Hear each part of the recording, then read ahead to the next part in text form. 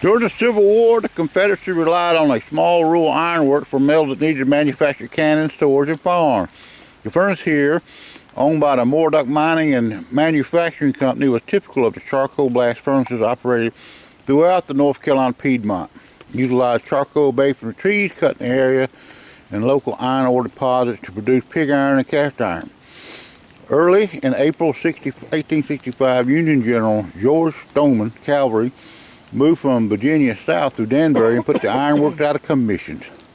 Stoneman had expected to encounter resistance in Stokes County, but found none, and soon learned that Robert E. Lee had surrendered his army in Virginia at Appomattox Courthouse, April the 9th. There's what, I don't know. You'd have to get that thing hot. That's a big one though.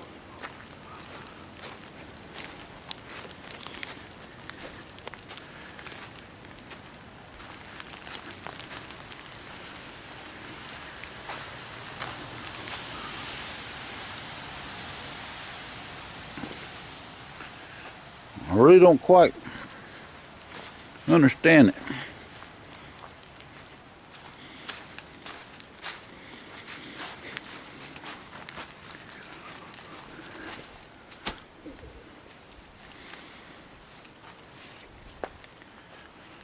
Damn, look at them stones.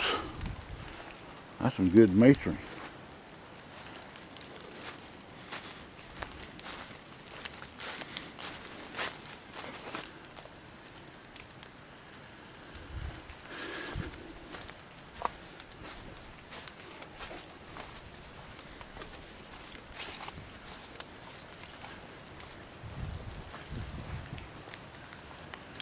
This is another park just outside Danbury.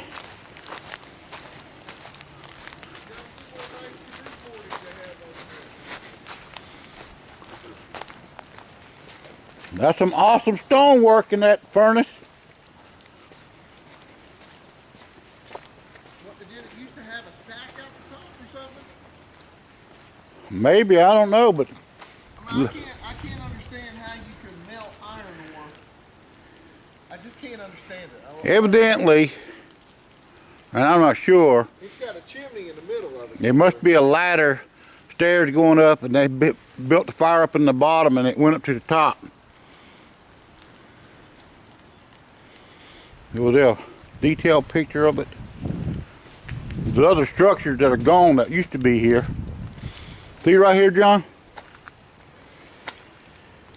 It had a structure built on top of it. Yeah, and there's some kind of chimney looking thing in the middle of it. Right here. They stoking the fire. So that's it right there. Yeah, that's it. What's left of it. This is the way it looked. It had a chimney coming out the top. Yep.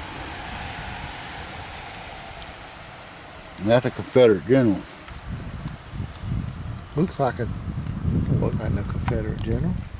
Yeah. Looks like some kind of Russian Cossack. No, that's one of them weird boys.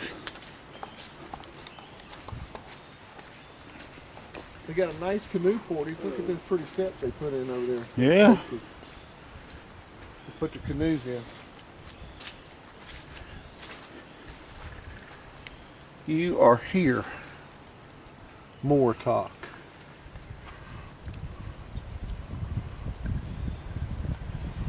And that way it's Eden.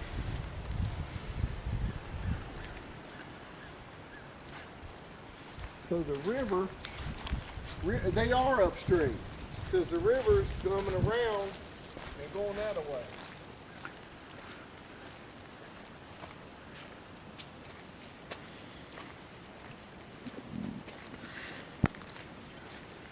Look at that skull at the base of that tree.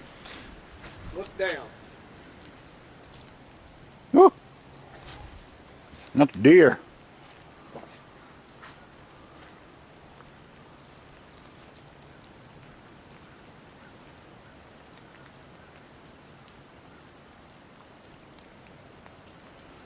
I kind of like this.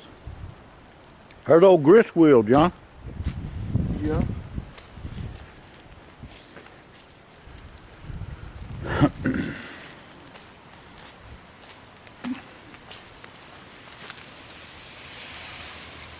surprised somebody ain't stole it. Thinking about it myself. If you can pick it up and put it in the back of that truck by yourself, you can have it. I don't think you can do it. If you didn't know better, you think we were in the mountains. It's a nice little park. Yeah, it is. A little place like this is lucky to have this kind of thing, and that's what, you know, they're worried about the tourism. People, I'm sure there's a ton of people that come and canoe this and kayak this river. Just think if this was downstream from Eden, instead of being upstream. How far is it? Does that map show Eden on it? No, it's not that far. It's on the atlas. This map right here. I don't know if it shows it or not.